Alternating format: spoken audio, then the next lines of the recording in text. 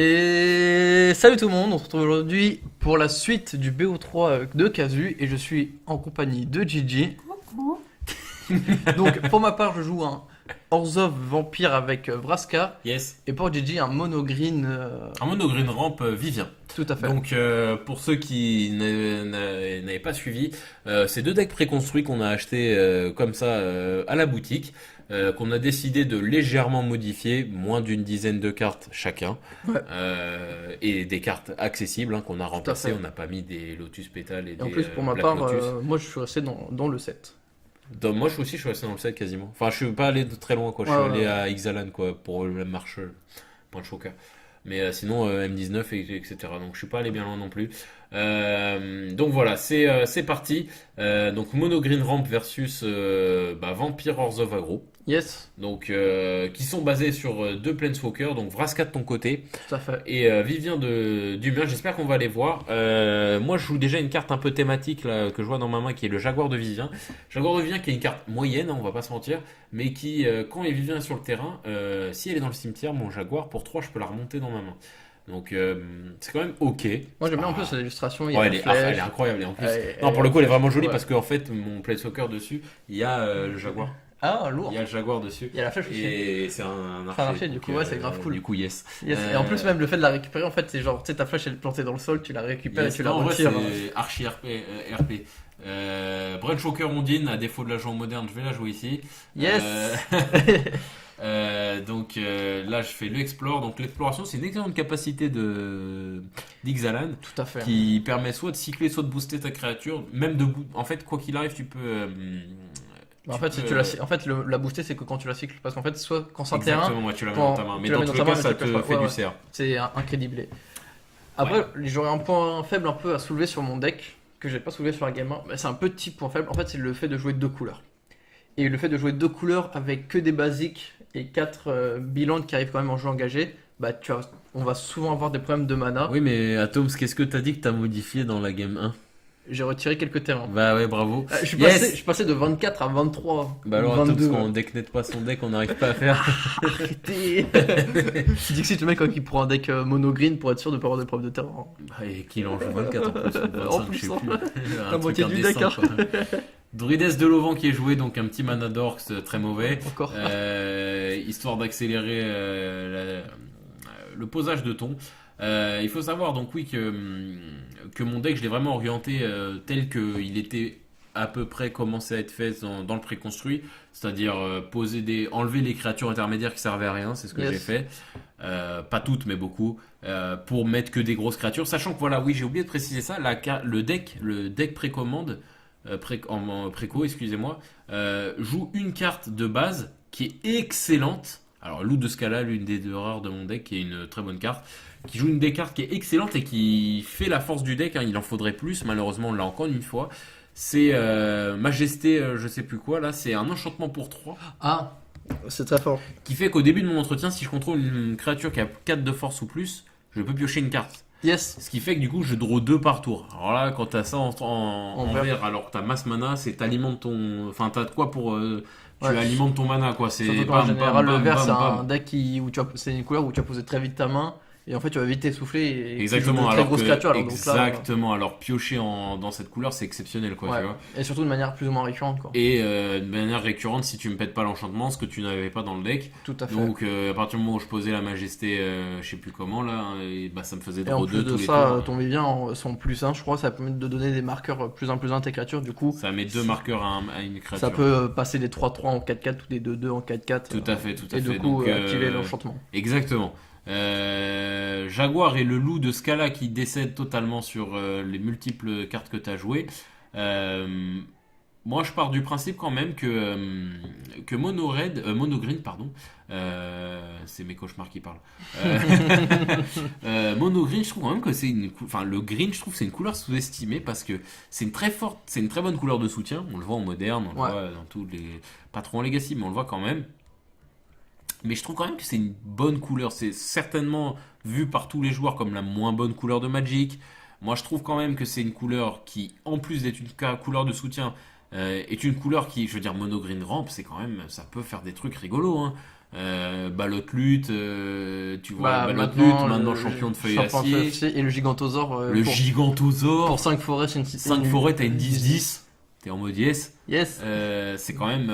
Même déjà, la Balotte lutte pour 3, 4, 5. C'est ça. Et moi, ce que je trouve, ce qui manque, et tu mets le doigt dessus, Atom, ce qui manque en fait, c'est juste de quoi alimenter ce flow. Parce qu'en vrai, quel deck peut résister à des 4-4 que tu poses pour toi En fait, le truc, moi, ce que j'aime pas dans le vert, moi, c'est vraiment le mono vert, c'est vraiment ce que j'ai beaucoup de mal à jouer parce que c'est un deck que je vois trop en mode tu poses toute ta main et il suffit que tu joues contre un mec qui. C'est trop all-in, il suffit que tu tombes contre un mec qui fait bah ok, je fais colère de dieu, détruire des créatures. Toi, t'es en mode oui. C'est pour ça que s'il y avait de la pioche, bah tu t'en sortirais mieux. C'est pour ça que c'est mieux en couleur de soutien. Parce que le vert a des mécaniques qui lui sont quasiment propres. Oui, bien à sûr. peu de choses près, attention. Comme les boosts. Par exemple, je vais dire les boosts, c'est demi-vrai parce que t'en as en noir, t'en as en blanc oui, aussi. T'en as un peu partout sauf en bleu. Mais les gros boosts, c'est en vert. Oui, voilà. Le ramp, c'est en vert. Yes. Voilà, t'as la défense Ice-Manic, c'est très vert, tu vois. Yes. Capacité. La vigilance, la portée. La vigilance, non, la portée, oui. Ouais, la vigilance, on a un peu, mais ouais, surtout la portée. Mais bon, pas la portée, c'est pas non plus incrédible. Mais... Voilà, croissance succiolente, voilà, ça c'est l'une des cartes que j'ai rajoutées. C'est typiquement, voilà, une carte qui concrétise le vert, quoi, tu vois. C'est pour deux tu rampes, quoi. Ça permet de sortir une carte, un T5, T3, quoi. C'est ça, exactement. Un T5, T4. T5, T4.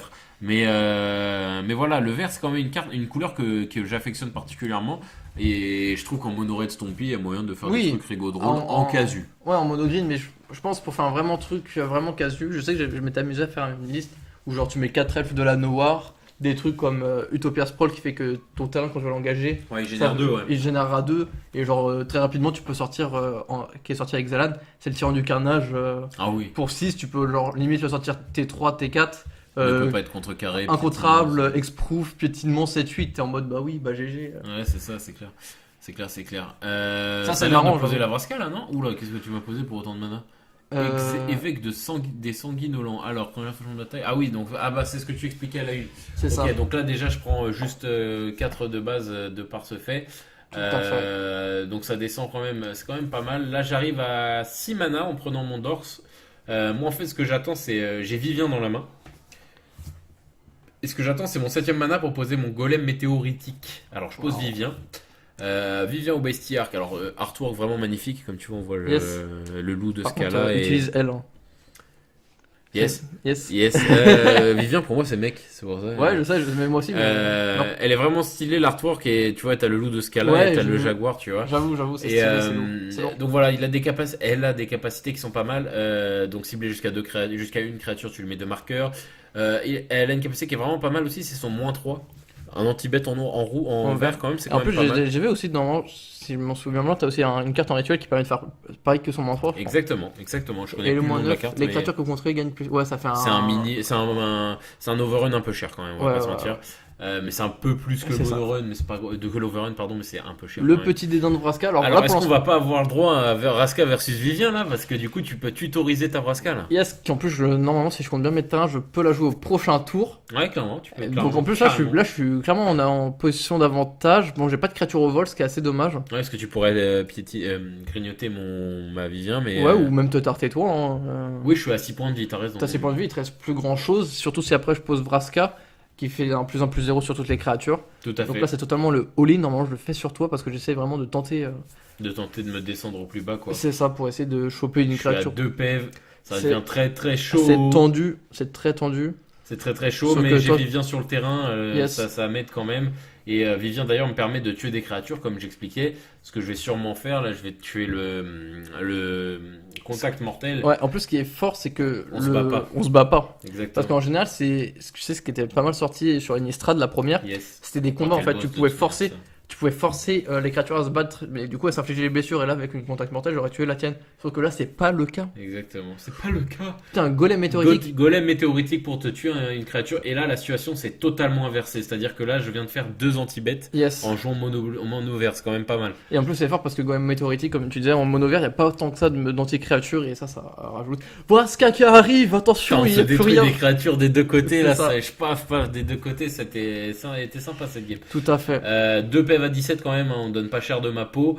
Mais t'as quand même moyen de booster énormément tes créatures, ce qui te fait relativement peur. Ouais. C'est ça, là j'ai quand même golem météoritique. Là, si tu la mets le plus 2, ça fait quand même moins 5 d'un coup, c'est assez chaud.